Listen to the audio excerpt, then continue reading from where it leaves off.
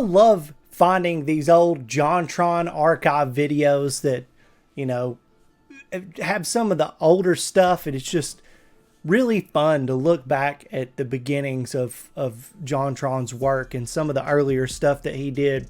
When I know he's in his office or his parents' office or whatever that is, I already know the video's about to be great. Those are some of my best.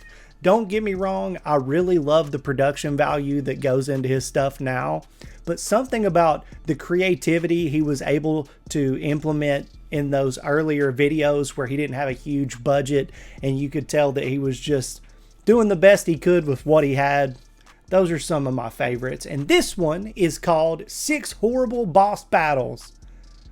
Oh, I can think of some that drove me nuts. I really wonder what it's going to be that he brings up in this video. Hopefully you're ready for this one. I know I am. Let's check it out.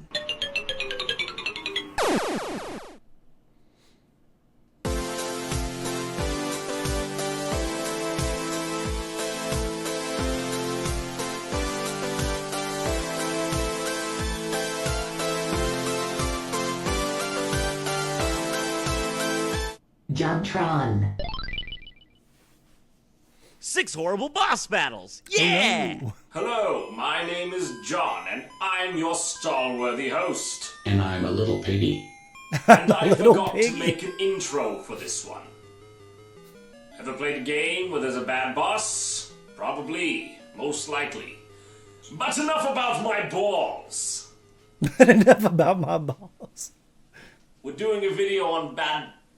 What's that? He bit his eyeball. Number 6. What the hell? Super Meat Boy, an indie hit and shit. I love this game, and so should you. I've already talked about this game in my last video, and if you've been paying attention, like you should, then you'd know that I think this game controls like butter. It's pretty realistic. Controls just like real meat. See? It's like real meat. Oh you my get it in the God. store. It's like real meat. You touch it all nice, Band-Aid.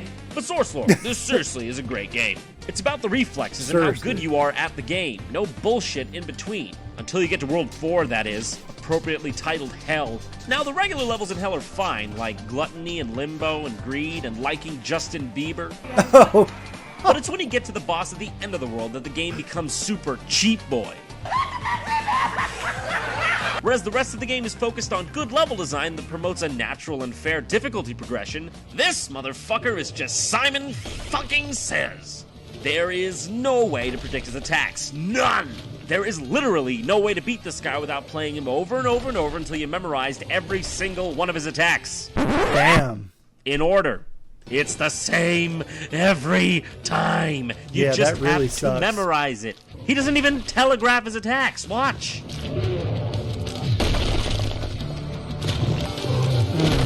There's no way to see it coming, so what's the point? Left, right, head smash. Left, right, left, head smash. Left, right, left, right, head smash. What the hell? What's even the point? I know it's not that long of a boss battle, but shiz, man, it takes forever just to get through it. This is a blemish on an otherwise perfect game. It's annoying.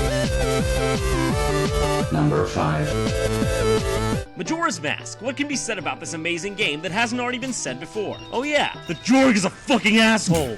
Honestly, can you tell me something? Why does every Zelda game have to have a water temple? And why do they always have to suck so much? Ocarina of Time's water temple?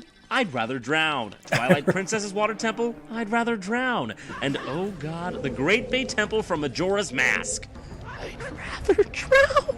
Freaking oh my god, that's another video though. Georg is the boss of the Great Bay Temple, and he's a fish with an attitude that smells like fish. That whole game was fucking hard, man. Like, for me, in theory, this boss battle isn't really that hard. In fact, one ancient Greek douchebag might have called it Ise Polyoreos. All you've really got to do to defeat him is stun him and attack him. But Nintendo made sure that doing so would be like trying to reach a bag of chips while they were underwater and your head was a camera from the Bourne Identity movies. When you can manage to see Georg, which is never, by the way, your lock-on doesn't even work, and your elbow boomerangs hit the floor or swoop right next to him, missing him completely. Look at this shit. Not to mention, if you screw up getting out of the water immediately after attacking him in the small window of time allotted, he'll come out of the shitty camera and eat your ass faster than you could say, fuck this game. Disclaimer, Majora's Mask is actually the best game ever. Let's just hope Skyward Sword has no water temple, huh? Number 4. Fallout 3, a title that easily rests on the ironically small list of notably immersive and gargantuan games. The bulk of the adventure isn't even in the general storyline. There's so much to see and experience that it truly feels like you're in a cohesive world of epic proportions. So what better way to end an epic game than with an epic boss battle?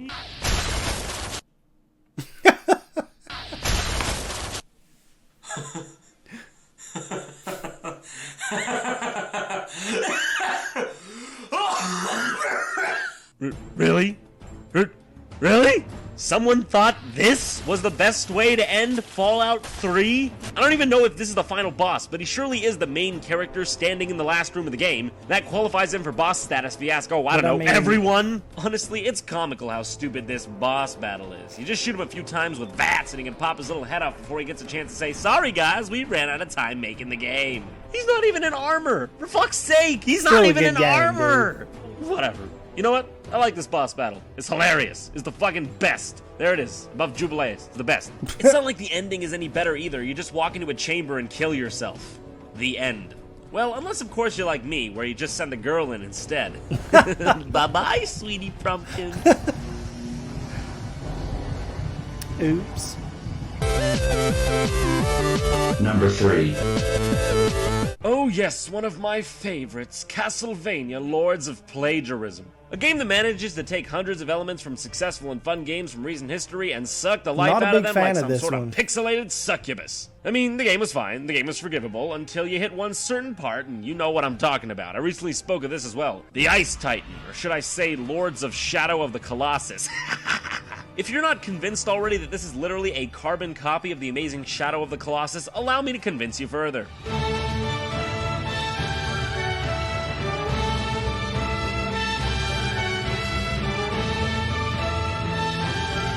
Looks a lot like it.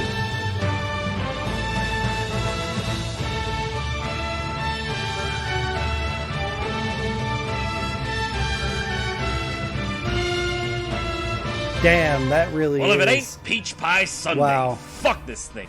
If it were actually as fun as then maybe I'd forgive it, but it's not only horrific, it's shit-rific. In Shadow of the Colossus, all the controls are intuitive, and they make you feel as if you were actually clinging for dear life on the side of a massive rock-hard beast. In Lords of Shadow, however, all you're doing is holding the control stick in one direction while occasionally pushing R2 to hold on so you don't fall off. Only problem is, even if you let go when it says to, sometimes you fall off anyway and have to climb all the way back goddamn up. Oh yeah, and try dodging this. Yeah, that's fair. Hey guys, next time you're thinking of making an awesome boss based off some awesome games, try not to forget to rip off the awesome gameplay too, huh? That would help. Number 2. If you were witness to some of JonTron the Lost Tapes, then you know I hate Final Fantasy VIII. I'm with Spoonie on this one. Playing this game is like trying to pull the addiction out of a heroin fiend. Hard and frustrating. And then you get to one certain boss. A boss that literally made me throw down my controller and say, that's it! Mobile Type fucking 8. Yeah, the name sure fits, cause I went mobile type and walked away from Final Fantasy VIII after this piece of shit. I'ma be honest, I didn't want to go all the way back through Final Fantasy VIII to capture this footage, so I just took some footage I found online. But it really doesn't serve my point very well, cause this person has like 1,000,000 health. I guess I just suck at micromanaging RPGs, cause my characters had like no health when I got to this point. I was really only mad at this boss because whenever you attacked it, it did counter damage to it. It gave me a lot of problems and I quit it also. But this guy doesn't seem to have a hard time beating it. So I guess I just suck.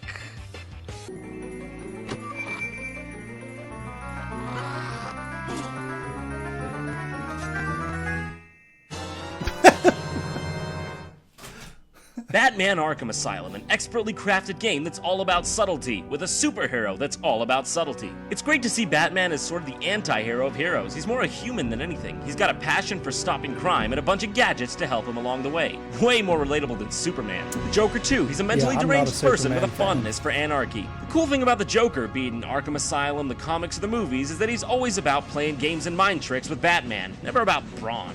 That's the compelling thing about him. You never know when he's gonna strike, or how, or what he's gonna do. He's not just some brute.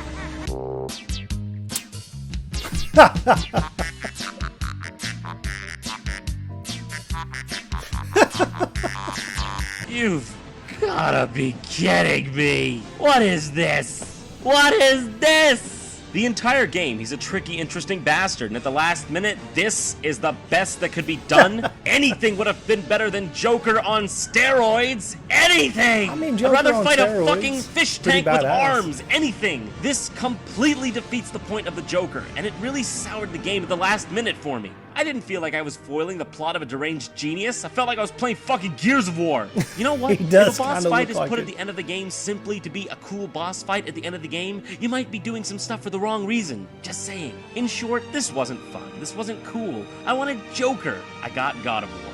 Eidos, I was disappointed. That is all. Thanks for watching. I agree to a certain extent. I mean, I had a hard time with Majora's Mask.